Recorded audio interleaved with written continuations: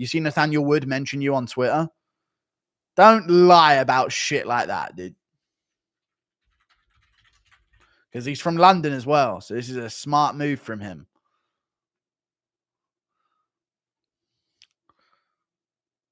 So fuck off, dude. That's not what I said. Imagine finding out that your dad or mum is an internet troll giving athletes stick on social media.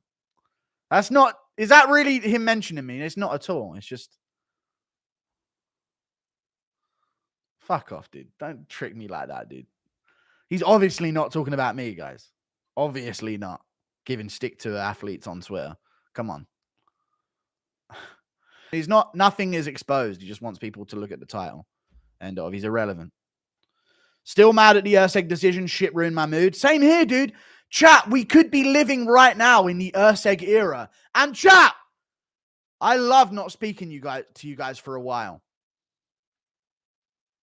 I love not speaking to you guys for a while. Because I can say a lot of shit. Well, well, well.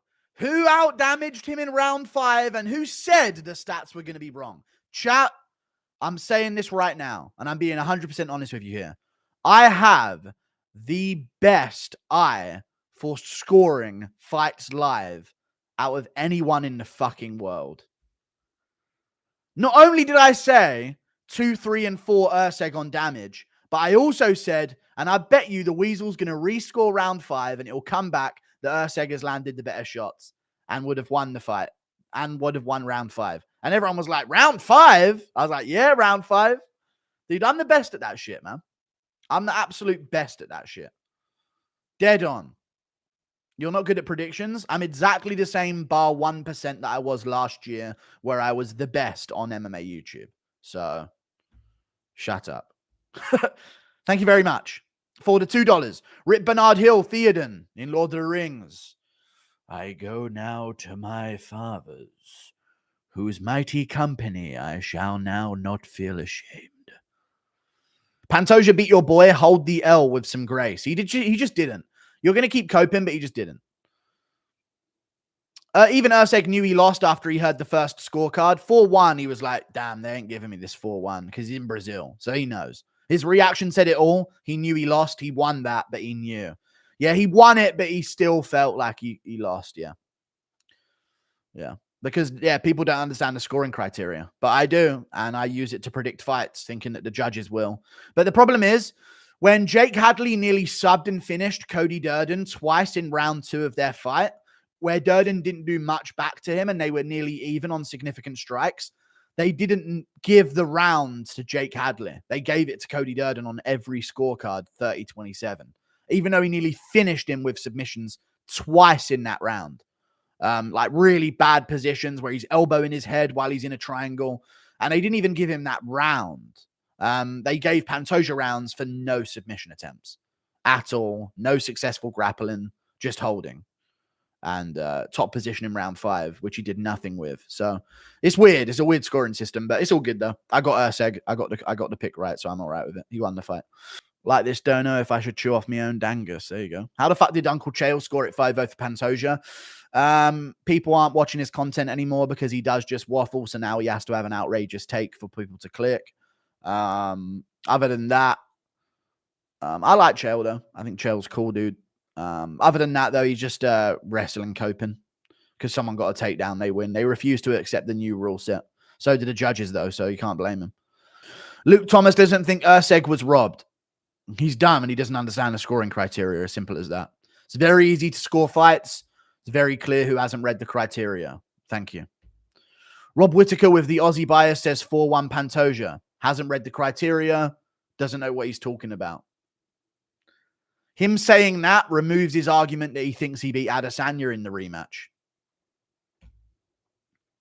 He hinders himself. He also said he wasn't really watching. So what he's going to see is a takedown at the end of a round and think that Pantoja's won. He did say he wasn't even really watching. So that doesn't mean anything. I don't give a fuck about his words. People need to stop yapping about shit if they ain't watching it closely.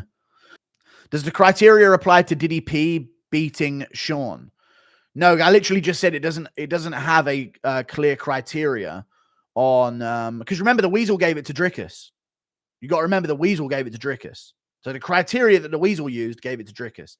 But in my opinion, I think they should be a bit more lenient. And I'm not just going to say, oh, on the strikes that landed, it goes to Drickus, because I think it should have a better on paper, in writing thing about carried over damage. And if it improves, like, because Drickus' eyes were more swollen in the third round than they were going into the second. So clearly Strickland still affected him, but they applied it to the first round because that's when the swelling began. You know what I'm saying?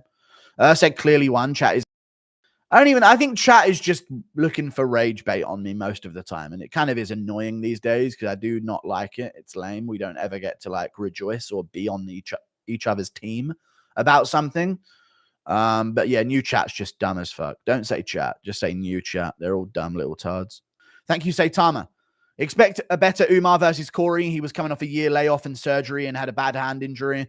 Sick grappling, dangerous striking. Don't hate on me. I'm not. What am I hating on you for? He's going to be good. He doesn't deserve the shot against Cory Sandhagen regardless. And if he had to go through the gauntlet that many others have to by going through a top 15, then a top 10, and then a top 12, then a top 8, then a top 5, then you'd eventually run into problems. But when you get jumped over all of them because no one wants to fight you, even though there's other people in the division that get jumped up because nobody wants to fight them, then it's bullshit. You're supposed to run the gauntlet. You're not supposed to just beat a bunch of unranked fighters and then get your title elimination bout. It's bullshit. It's fake. Their legacy will never count to me. Thank you for the mem. Even McGregor had a trickier come up than Umar Nurmagomedov. Think about that. McGregor actually had a trickier rise up featherweight than Umar Nurmagomedov. Weird. I know he's not in the same division, but in terms of ranking, he actually had to put in more work than Umar. It's insane. They really messed up not booking Cory versus Aldo. They did.